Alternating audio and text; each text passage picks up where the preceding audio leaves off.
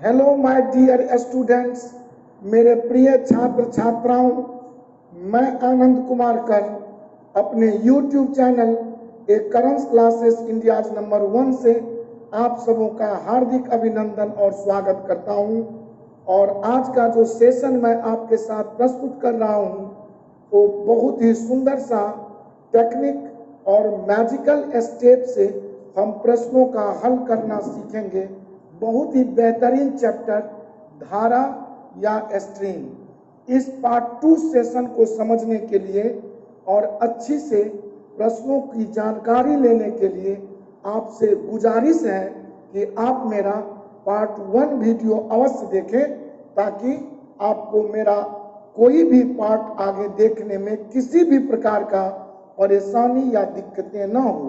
तो दोस्तों, मैं जो क्लास शुरू करूं तो उससे पहले अपने इंस्टीट्यूट के डायरेक्टर महोदय मिस्टर राजू जी का फोन नंबर मैं बोर्ड पर रख देता हूं, और मिस्टर राजू जी से आप कोचिंग संबंधी किसी भी प्रकार की जानकारी 9934849798 पर प्राप्त कर सकते हैं, और आप आराम से किसी भी प्रकार की जिज्ञासा या कुतूहल शांत कर सकते हैं। तो मैं प्रश्न बढ़ाऊं उससे पहले दोस्तों, ये धारा या स्ट्रीम की लगभग सारी जानकारी हमने पार्ट 1 वीडियो में डाल रखा है, और इस पार्ट 2 वीडियो में आपको यहाँ समझाऊं कि इसमें कुछ संकेत हैं, जैसे संकेत किसी नाविक, किसी व्यक्ति, किसी नाव, किसी मोटर बोट या किसी स्टीमर का शांत जल में चाल M, और इसे हम M का मतलब आज से या आप पार्ट 1 वीडियो से समझ रहे होंगे, शांत जल में चाल, स्पीड इन स्टिल वाटर। मैं समझाया था स्पीड इन स्टिल वाटर, और इसे हम लोग दोस्तों समझेंगे M से। जब C लिखूंगा तो इसका मतलब समझेंगे धारा की चाल, और धारा की चाल अर्थात पानी के बहने की चाल, जिसे हम C से संबंध रखेंगे, C से उसका नोटिफिकेशन करेंगे। धारा की चाल अर्थात इसे हम स्पीड ऑफ स्ट्रीम बोलेंगे। इसे दोस्तों हम स्पीड ऑफ स्ट्रीम बोलेंगे। दूसरी बात, M+C का मतलब हम समझते हैं धारा के साथ चाल, पानी के बहने के साथ किसी व्यक्ति या वस्तु की चाल। इसे हिंदी अंकगणितीय भाषा में अनुप्रवाह का चाल कहा जाता है। अनुप्रवाह में चाल, जिसका अंग्रेजी दोस्तों हम सभी जानते हैं डाउन स्ट्रीम का speed, down stream, speed in down stream. और जब हम M-C की बात करूंगा तो यह धारा के विरोध में चाल, धारा के विपरीत चाल, तो इसे हम M-C, और इसे हम जानते हैं दोस्तों कि हिंदी में ऊर्ध्व प्रवाह चाल बोलते हैं, ऊर्ध्व प्रवाह में चाल। और इसका अंग्रेजी हम दोस्तों पार्ट 1 वीडियो में समझा चुका हूं कि इसे हम कहते हैं up stream, speed in up stream. तो इसे हम दोस्तों अप स्ट्रीम के नाम से समझते हैं। दूसरी बात कि यह पूरा चैप्टर मेरा चाल बराबर दूरी बट्टे समय, या दोस्तों स्पीड इक्वल टू हम D/T से समझते हैं, और इस आधार पर हम लगभग सारे प्रश्नों का हल करना सीखेंगे। तो चलिए बिना देर किए हुए मैं आपके साथ प्रस्तुत कर रहा हूं अपने असिस्टेंट मिस्टर विकास जी के माध्यम से धारा या स्ट्रीम से रिलेटेड कुछ खास प्रश्नों का, और इस पर और भी वीडियो मैं आपके साथ शेयर करूंगा, रिलीज करूंगा। आप मस्ती में हमारे YouTube चैनल से बने रहिए। आपसे पुनः रिक्वेस्ट है, अनुरोध है, अपील है, गुजारिश है कि अगर आपने मेरा चैनल अभी तक सब्सक्राइब न किया हो तो वीडियो का जब अंत हो जाए, आप अगर पहली बार मेरा वीडियो देख रहे हो तो जब वीडियो समापन हो जाए तो हमारे इस चैनल को आप सब्सक्राइब कर लेंगे, बेल आइकन दबा लेंगे, ताकि कोई भी वीडियो मैं आगामी जारी करूं तो पहला नोटिफिकेशन दोस्तों आप तक पहुंच जाए। तो बिना देर किए हुए मैं फर्स्ट क्वेश्चन मिस्टर विकास जी द्वारा बोर्ड पर रख रहा हूं और आपका ये पहला प्रश्न बोर्ड पर ये रहा। जी हाँ दोस्तों, पहला प्रश्न आपके मोबाइल स्क्रीन पर दिख रहा होगा। बहुत ही सुंदर प्रश्न और बनाने के सुंदर सा मैजिकल स्टेप आप समझें, और प्रश्न पढ़ दूंगा तो उत्तर कह दूंगा। इस सिद्धांत पर हम लोग मजे में प्रश्न पढ़ता चलूंगा, काम करता चलूंगा, प्रश्न पढ़ के समाप्त करूंगा तो सीधा 4 में से एक ऑप्शन में चला जाऊंगा। कैसे? प्रश्न है कि एक व्यक्ति धारा के दिशा में 6 किलोमीटर प्रति घंटा की गति से तैर सकता है। तो धारा की दिशा का ही तो मतलब अनुप्रवाह में चाल होता है, और इस लाइन से मुझे m+c बराबर 6 किलोमीटर पर घंटा मिल गया। एवं धारा के विपरीत वह 2 किलोमीटर प्रति घंटा की गति से तैर सकता है। तो कहेंगे विपरीत का माने यही हमारा ऊर्ध्व प्रवाह में चाल या अप स्ट्रीम है, और यह दिया हुआ है मेरा 2 किलोमीटर पर घंटा। हमसे शांत जल में व्यक्ति की चाल पूछा है, तो व्यक्ति की चाल शांत जल में का मतलब m होता है, और पार्ट 1 वीडियो में मैं बताया था कि m+c ज्ञात हो, m-c ज्ञात हो, तो m निकालने के लिए दोनों के जोड़ का आधा, c निकालने के लिए दोनों के अंतर का आधा, या इसे 2 समीकरण से मैं बड़ा ढंग से पार्ट 1 वीडियो समझाया हूं।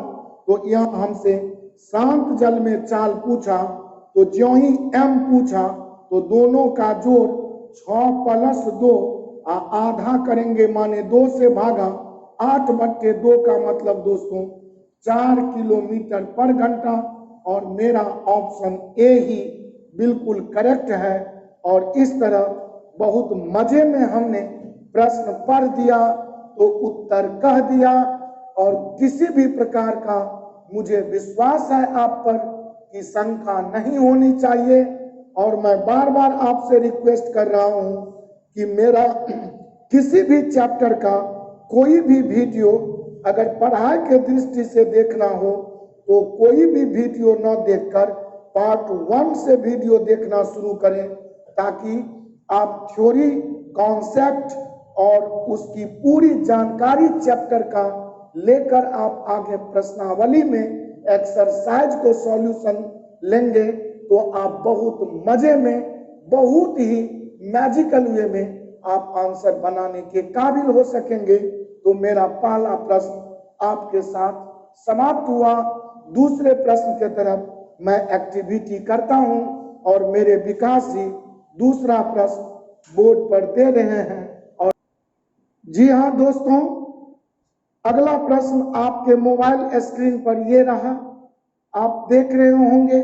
फिर उसी सिद्धांत से, जिस सिद्धांत से हमने पिछला प्रश्न बनाया, और आपको इस प्रश्न में क्या, मेरा जितना भी चैप्टर मैथमेटिक्स और रीजनिंग का है उसमें मेरा एक ही मुख्य कॉन्सेप्ट है कि चैप्टर की जानकारी थ्योरी एंड कॉन्सेप्ट से पूरा लिया जाए, और उसके बाद प्रश्न पढ़ते चले, काम करते चले, प्रश्न पढ़ के समाप्त करें, सीधा 4 में से एक ऑप्शन में चले जाए। तो इस सिद्धांत पर हम पुनः पढ़ रहे हैं। देखा जाए क्वेश्चन, एक व्यक्ति धारा के दिशा में 18 किलोमीटर पर घंटा की गति से तैर सकता है। जो ही कहा धारा के दिशा में, तो m+c बराबर 18 किलोमीटर पर घंटा। फिर है, जबकि धारा के विरुद्ध वह 12 किलोमीटर प्रति घंटा की गति से तैर सकता है। धारा के विरुद्ध का मतलब अप स्ट्रीम में उसकी चाल m-c बराबर 12 किलोमीटर पर घंटा है। हमसे सवाल कर रहा है कि धारा की गति बताइए, तो धारा की गति का ही मतलब c है, और जब m प्लस c और m माइनस c मुझे मालूम हो तो m निकालने के लिए दोनों का जोड़ बट्टे आधा और c निकालने के लिए दोनों का अंतर या डिफरेंस बाय हाफ, तो 18 में 12 घटाएंगे तो 18 माइनस 12 का आधा अर्थात यह 6/2, और 6/2 का मतलब 3 किलोमीटर पर घंटा। दोस्तों मेरा ऑप्शन आ गया, और इस तरह मेरा पुनः ऑप्शन ए ही बिल्कुल करेक्ट है। और इस तरह मैं इस प्रश्न को पढ़ दिया, पुनः आंसर कर दिया।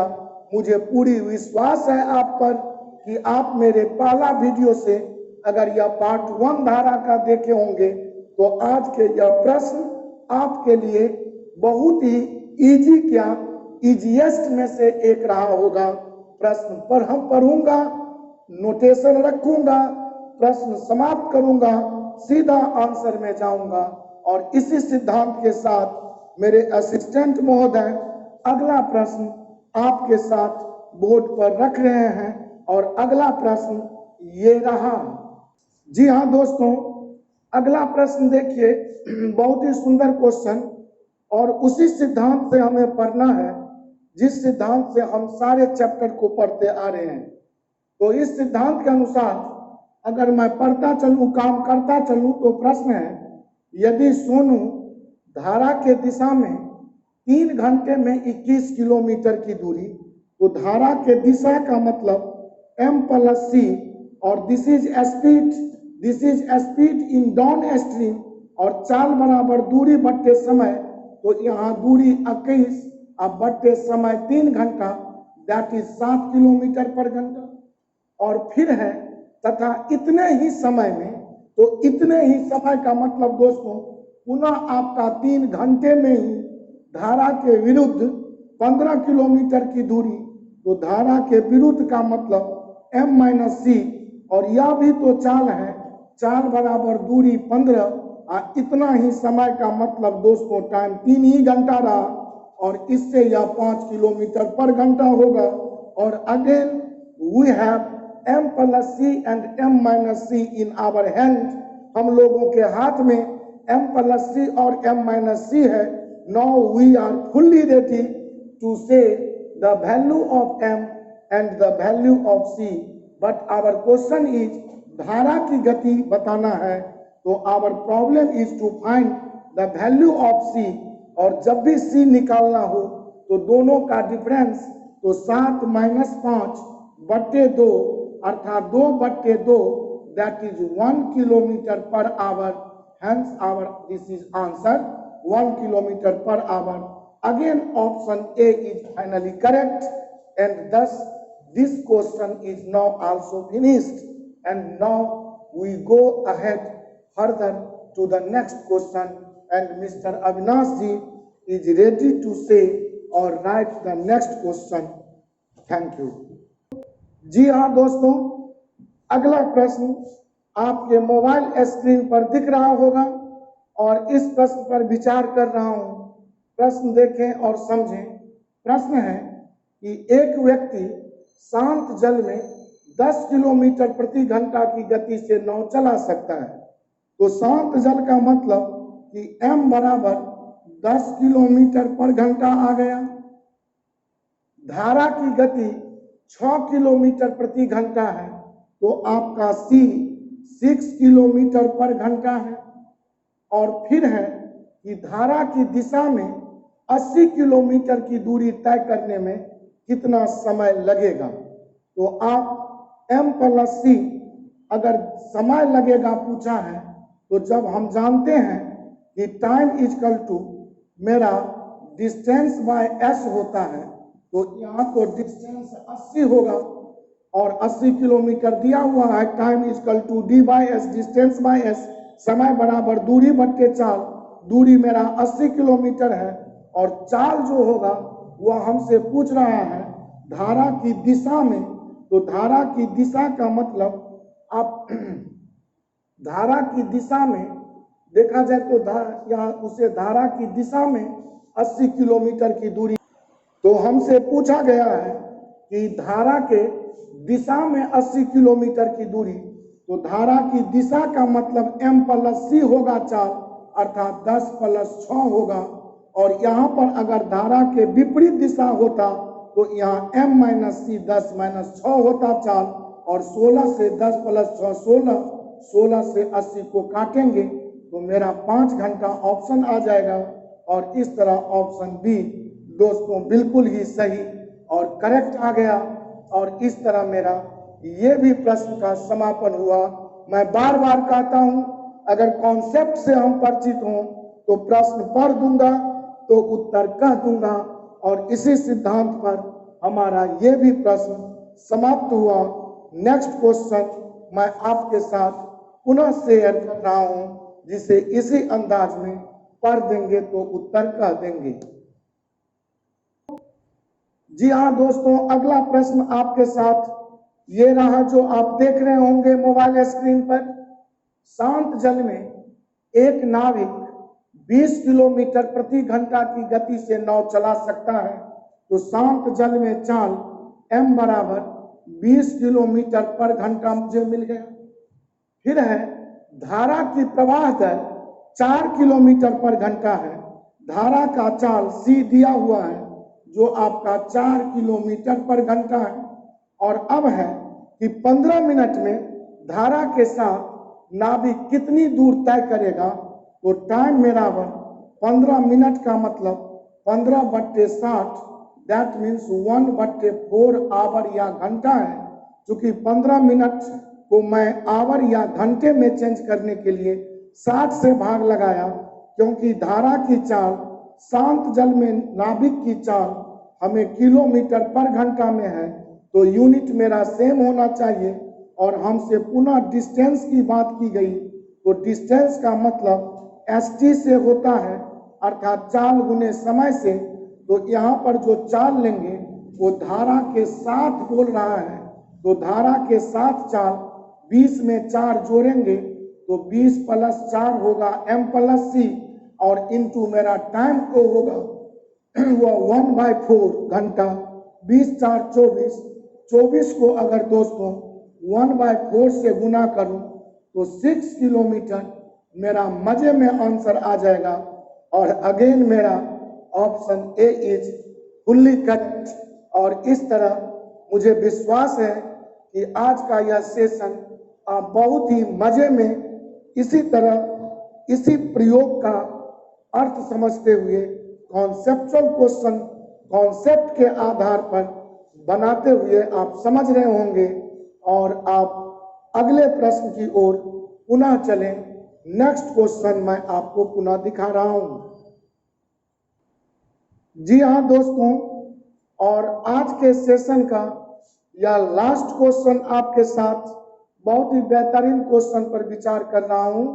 और ये सब प्रश्न मूलतः अलजेब्रिक स्टाइल से बनाए जाते हैं, लेकिन यहाँ पर हम एक सुंदर सा कॉन्सेप्ट सीखेंगे। और मेरा जो सिद्धांत है, प्रश्न पढ़ दूंगा तो उत्तर कह दूंगा, और इस सिद्धांत पर आधारित पुनः हम इस प्रश्न को बनाने का प्रयास करता हूं। देखें, प्रश्न है एक नाव बिंदु A से B तक जाने में तथा पुनः वापस बिंदु A तक आने में 4 घंटे का समय लेती है। नदी 2 किलोमीटर की गति से बह रही है तथा शांत जल में नाव की चाल 4 किलोमीटर पर घंटा है। बिंदु A तथा B के बीच की दूरी ज्ञात करें। कुछ नहीं है, आपका बिंदु A ये रहा, समझ लीजिए, बिंदु B ये रहा, और बिंदु A से B तक का डिस्टेंस आपको फाइंड करना है। जबकि A से B तक और B से A तक आने का जो मेरा टोटल टाइम दिया हुआ है, यह टोटल टाइम मुझे पता है, जाने आने का 4 घंटा रख दिया है। फिर है नदी 2 किलोमीटर प्रति घंटा से बह रही है, तो इट मीन्स नदी का चाल मतलब दोस्तों C आपका 2 किलोमीटर पर घंटा दिया हुआ है। फिर है शांत जल में नाव की चाल 4 किलोमीटर पर घंटा है, तो m आपका 4 किलोमीटर पर घंटा है। अब ऐसा प्रश्न कभी देखें कि मुझे m पता हो, c पता हो और a से b तक नदी में जाना है और वापस आना है। नदी अगर इस दिशा में a से b के तरफ प्रवाहित हो तो जाने का चाल m plus c that is आपका 4 प्लस 2 बराबर 6 किलोमीटर पर घंटा। लौटने का चाल अर्थात विरोध का चाल, ऊर्ध्व प्रवाह का चाल आप 4 माइनस 2 बराबर 2 किलोमीटर पर घंटा कहेंगे। तो जब मुझे जाने का चाल पता हो, आने का चाल पता हो और इस स्थिति में मुझे जाने आने का कुल दूरी पूछता तो हम फिर कुछ और बात करते, लेकिन A से B तक मुझे सिंगल दूरी पूछी गई तो ऐसे प्रश्न में आप कुछ ना करें, जाने का चाल 6, आने का चाल 2 और नीचे में दोनों टाइम को दोनों चालों को जोड़ लें तो 6 और 2 8 और हम जानते हैं कि D बराबर, तो मेरा फॉर्मूला होता है S इंटू T। तो S लिखने का, स्पीड लिखने का यही तरीका है, जाने का चाल गुने आने का चाल बट्टे दोनों चालों का जोड़ इंटू T का मतलब टोटल टाइम 4 घंटा दिया हुआ है। और अगर काटूं तो 4 दूनी 8 और 2 से 2 काट लूं तो मेरा 6 किलोमीटर ऑप्शन डायरेक्ट दिख गया, ऑप्शन बी करेक्ट है। अगर यहाँ जाने और आने का कुल दूरी पूछता कि कितनी दूरी हुई तो यहाँ पर हम यह निकाल कर इस 6 का डबल कर देते तो मेरा 12 किलोमीटर ऑप्शन आ जाता या आंसर आ जाता। लेकिन मुझे जब सिंगल दूरी पूछी गई तो A से B तक या B से A तक का ये डिस्टेंस मैं बहुत मजे में निकाल लिया।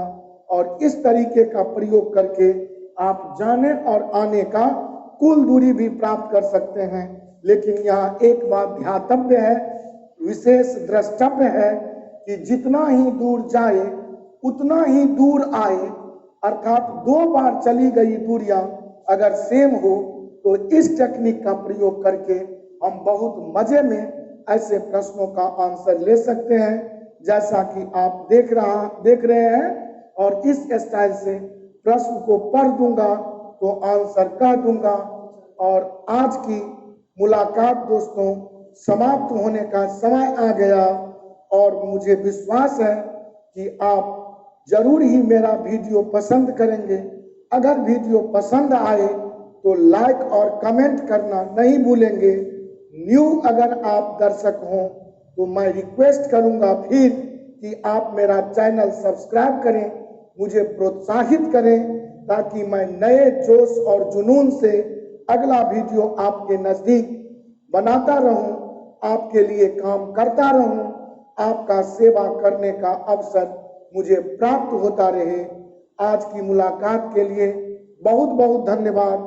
जाते जाते पुनः मैं कहना चाहूँगा कि मेरे इंस्टीट्यूट के जो मैनेजिंग डायरेक्टर हैं उनका नाम मिस्टर राजू जी सर है और उनसे आप 99 34 84 97 98 9934 8497 98 पर संपर्क करके हमारे कोचिंग से संबंधित किसी भी प्रकार की जानकारी प्राप्त कर सकते हैं। आज की मुलाकात के लिए बहुत बहुत धन्यवाद, बहुत बहुत धन्यवाद। Thank you so much. टाटा, बाय बाय, अलविदा दोस्तों। Thank you so much.